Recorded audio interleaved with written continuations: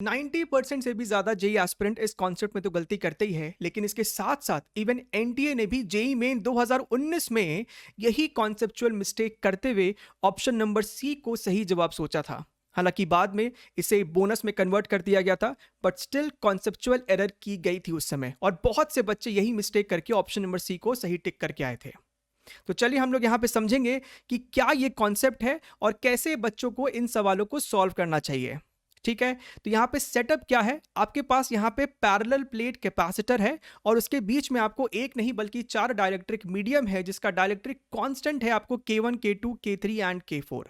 ठीक है, अब यहां पे ज्यादातर बच्चे को लगता है कि सर यहां पे K1 और K3 जो है आपस में पैरेलल में है, K2 K4 आपस में पैरेलल में है, और वो दोनों आपस में आपको सर सीरीज में है। तो ये कुछ स्ट्रक्चर ऐसा हो जाने वाला है, K1 के corresponding capacitance C1 then C2 C3 C4, और अगर आप इस तरीके से सॉल्व करके C इक्विवेलेंट निकालोगे तो वो आपको गलत जवाब मिलने वाला है। क्यों यहां पे कॉन्सेप्चुअल मिस्टेक हो रहा है वो अभी हम लोग देखेंगे, और कमेंट सेक्शन में जरूर से लिख के बताइएगा कि क्या आपको इसका रीजन पता है कि ये कॉन्सेप्चुअली गलत क्यों है। क्योंकि अगर मैं बच्चे से बोलूं कि ये वाला भी एक पॉसिबल सोल्यूशन है तो बच्चे इन दोनों में डिफरेंशिएट नहीं कर पाते हैं कि कौन सा सही और कौन सा गलत अप्रोच है। हालांकि ये वाला आपका सही अप्रोच होगा जहां पे आप K1 K2 को पहले सीरीज में मानेंगे, K3 K4 को आप सीरीज में मानेंगे, और उन दोनों को आपस में आप पैरेलल में मानेंगे, यानी कि ये वाला सेटअप है। और अब आप इसका निकालेंगे सी इक्विवेलेंट। ठीक है, तो चलिए हम लोग इसके कॉन्सेप्ट के पीछे की बात करते हैं। भले आप इसे 1.5 पे देखो या फिर 2x के स्पीड पे देखो, लेकिन देखो पूरा, क्योंकि आप डेफिनेटली यहां से कुछ नया सीख के जाने वाले हो। चलिए, तो यहां पे आपके सामने वही पैरेलल प्लेट कैपेसिटर है और बीच में कंप्लीट एक ही डाइलेक्ट्रिक मीडियम है जिसका डाइलेक्ट्रिक कांस्टेंट है K1। राइट, लेफ्ट वाले प्लेट का पोटेंशियल V1 है और राइट वाले का V2 है। इस वाले पे चार्ज डेंसिटी सिग्मा, इस वाले पे माइनस सिग्मा। प्लेट के बीच की जो दूरी है वो आपको स्मॉल d है, और प्लेट का जो आपका साइड का सरफेस एरिया है that is your capital A। Right, अच्छा, अब हमें यहां पे अगर ये जानना है कि x दूरी पे आपको पोटेंशियल क्या है, तो मान लेते हैं वो आपको Vx है।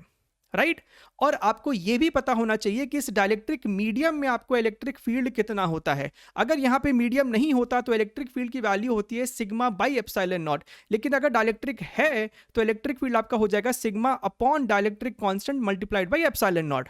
राइट, यानी कि अगर हम लोग बात करें पोटेंशियल डिफरेंस की, V1 minus this Vx that is going to be electric field multiplied by distance that is your x।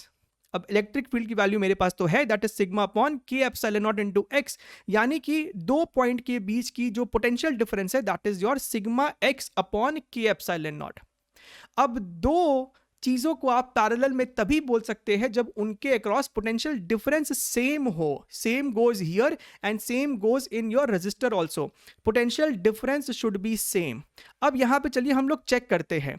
आपके पास ये सिचुएशन था, अगर आप ध्यान से देखें, अभी अभी हमने यहाँ पे पोटेंशियल डिफरेंस का फॉर्मूला देख लिया है, sigma x upon K epsilon naught. अब यहाँ पे आपका ये जो K1 वाला है या फिर आपका जो K3 वाला है, दोनों का ही विड्थ आपको x है। राइट, लेकिन K1 के अक्रॉस जो आपका पोटेंशियल डिफरेंस होगा that is your sigma x upon K1 epsilon not, और K3 के अक्रॉस जो आपका पोटेंशियल डिफरेंस है that is your sigma x upon K3 epsilon not. यानी कि K1 और K3 के अक्रॉस पोटेंशियल डिफरेंस सेम नहीं है, तो आप उन दोनों को पैरेलल में कंसिडर नहीं कर सकते हैं। वो आपका बिगेस्ट कॉन्सेप्चुअल एरर होने वाला है। राइट, जरूर से कमेंट में बताइएगा whether you new this fact और नॉट।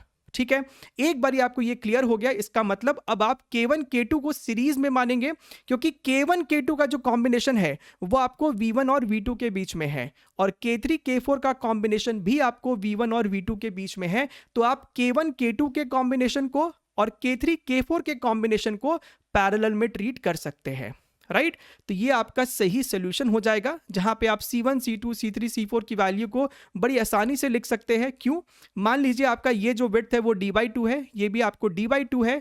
K2 वाला जो आपका मीडियम है वो जिस प्लेट के एरिया के साथ कांटेक्ट में है वो एरिया आपको a/2 है। सिमिलरली नीचे वाला भी a/2 है।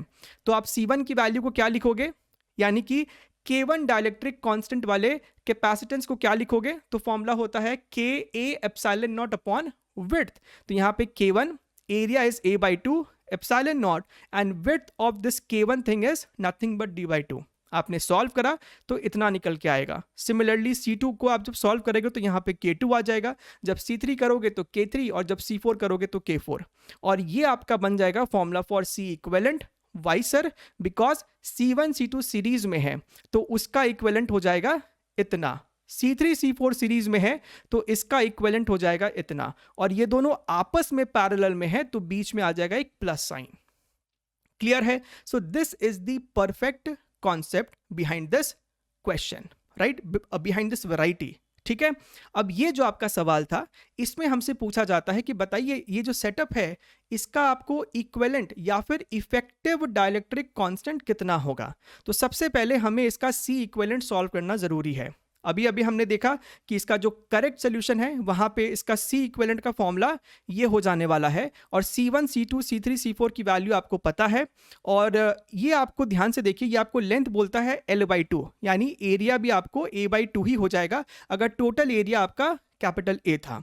तो यही वैल्यूज हम लोग यहाँ पे भी इस्तेमाल करेंगे। आप इन C2 C3 C4 की वैल्यूज को इसमें सब्स्टिट्यूट करेंगे, right. At the same time ये जो C इक्विवेलेंट है उसकी जगह हम लोग यहाँ पे यूज करने वाले हैं K effective A epsilon not upon D, right. So the fundamental approach of solving this effective dielectric constant question is what, कि आप पहले सिस्टम का C इक्विवेलेंट सॉल्व करें और हमें एक ऐसा सिस्टम चाहिए जहां पे इन चारों के जगह हम सिर्फ एक ही मीडियम का इस्तेमाल करें। तो उस मीडियम का डाइलेक्ट्रिक कांस्टेंट कितना होना चाहिए ताकि आपका C इक्विवेलेंट सेम आए दोनों सिचुएशन के लिए। तो इसीलिए हमने C इक्विवेलेंट की जगह यहां पे लिखा है K effective A epsilon not upon D, और यहां पे जो आपका जितना भी डेटा है आप इन वैल्यूज को यहां पे सब्स्टिट्यूट करेंगे और फिर आपका A epsilon not upon D left और राइट से कैंसिल होके आपको K इफेक्टिव का वैल्यू इतना आने वाला है। So this was the actual answer, जो कि ऑप्शन में कहीं भी मैच नहीं हो रहा है, राइट। लेकिन अगर आप ये जो इनकरेक्ट सोल्यूशन है जहां पे आप K1 K3 को पैरेलल में ट्रीट करेंगे तो C1 प्लस C3 हो जाएगा, K2 और K4 को अगर आप पैरेलल में ट्रीट करेंगे तो C2 प्लस C4 हो जाएगा, और इन दोनों को जब आप सीरीज में ट्रीट करोगे तो आपका ये फॉर्मूला बन जाएगा। आप दोबारा से सेम काम करें और आपका ऑप्शन नंबर C जो है वो मैच कर जाएगा, और यही मिस्टेक मेजॉरिटी बच्चों ने करा था। ठीक है, सो इस तरीके के कॉन्सेप्ट को जान के रखिए क्योंकि ये आपको रिपीट भी हो सकता है, और अब जब आएगा तो ऐसी गलती शायद दोबारा नहीं करेगा एनटीए। आई होप आपने इस पूरे कॉन्सेप्ट को समझा है, और ज़रूर से हमारे इस रिविजन प्लेलिस्ट को PhD सीरीज को at the same time the most important gold mine link को फॉलो कीजिए। सभी का लिंक आपको नीचे मिलेगा, और इस सेशन का जो PDF नोट्स है वो भी आपको नीचे मिलेगा। मिलते रहेंगे, बेस्ट ऑफ लक।